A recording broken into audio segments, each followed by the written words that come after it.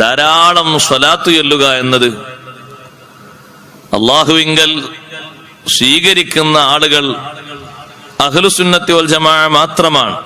അവരുടെ വലിയൊരു അടയാളമാണ് സ്വലാത്ത് അധികരിപ്പിക്കുക. മുൻഗാമികളൊക്കെ സ്വലാത്ത് ധാരാളം അധികരിപ്പിച്ചു.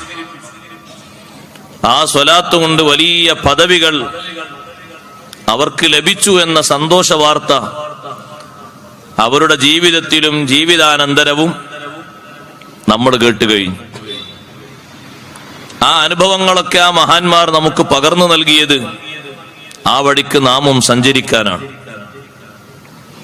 സ്വലാത്ത് ചെല്ലുന്നൊരു മനുഷ്യൻ നബി സല്ലല്ലാഹു അലൈഹി വസല്ലം തങ്ങൾ ആ മനുഷ്യനെ പരിഗണിക്കുന്നത് പാരത്രിക ലോകത്ത് മാത്രമല്ല, ദുനിയാവിലും വലിയ പരിഗണിക്കും.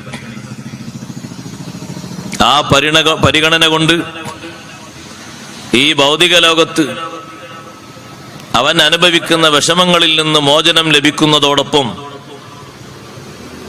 ആത്മീയമായ വലിയ സന്തോഷവും മുന്നേറ്റവും ആ മനുഷ്യന് സാധ്യമാകും. സ്വലാത്ത് ചൊല്ലിയിട്ട് രോഗം മാറി, സ്വലാത്ത് ധാരാളം ചൊല്ലിയിട്ട് മദീനയിലെത്തി, പരിശുദ്ധമായ മക്കത്തുൽ മുക്കറമയിലെത്തി, സ്വലാത്ത് ധാരാളം ചൊല്ലിയിട്ട് കടം വീടി, സ്വലാത്തുകൾ ഒരുപാട് അധികരിപ്പിച്ച് ഓരോ മുഅ്മിനും ആശിക്കുന്ന വലിയ ഒരു ആശയാണ് അഷ്റഫുൽ ഖൽഖ് സ്വല്ലല്ലാഹു അലൈഹി വസല്ലം തങ്ങളുടെ ദർശനം.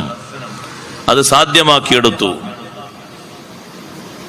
സ്വലാത്ത് മജ്ലിസുകളിൽ സ്ഥിരമായി പങ്കെടുത്ത് സാന്നിധ്യം അറിയിച്ചതുകൊണ്ട് മരിക്കുന്ന സമയത്ത് വളരെ ഭീതിതമായ രംഗങ്ങൾ, സാഹചര്യങ്ങൾ വന്നിട്ടും സ്വലാത്ത് മജ്ലിസിലൊക്കെ സംബന്ധിക്കുന്ന ആളല്ലേ എന്ന് ചുറ്റും കൂടി നിൽക്കുന്ന ആളുകളൊക്കെ പറയുമ്പോൾ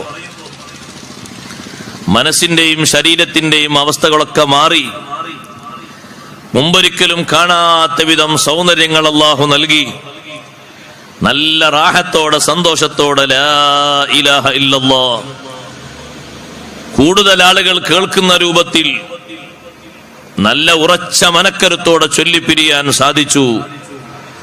സ്വലാത്ത് കൊണ്ട് എത്രയോ മഹാരഥന്മാർക്ക് അല്ലാഹു സുബ്ഹാനഹു വ തആല അവർ ഉദ്ദേശിക്കുന്ന ഉന്നത നിലവാരങ്ങൾ നൽകി, ഏറ്റവും കൂടുതൽ ഇൽമു നൽകി ആദരിച്ചു, ബഹുമാനിച്ചു. ആ ഇൽമു നൽകിയ മഹാന്മാർ എല്ലാ കാലത്തും ബഹുമാനത്തിന് അർഹതപ്പെട്ട ആളുകളായി സ്വലാത്ത് കൊണ്ടവർ മാറി എന്നത് അവരുടെ കാലഘട്ടത്തിലും